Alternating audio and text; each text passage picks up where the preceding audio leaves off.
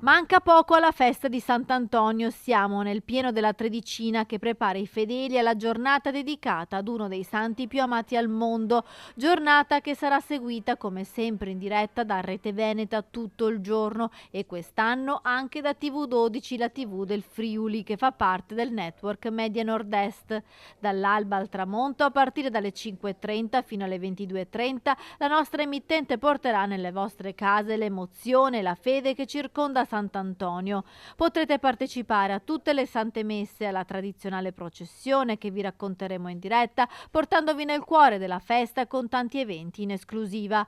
Attraverso il sito 13giugno.org potrete inviare una vostra preghiera, accendere una candela o fare una donazione per aiutare i più poveri. Padova in questi giorni si sta preparando, sta accogliendo i fedeli che quotidianamente arrivano in città per pregare sulla tomba del taumaturgo. C'è grande attesa ed emozione per le strade che iniziano a vestirsi a festa esponendo i drappi con l'effigie di Sant'Antonio.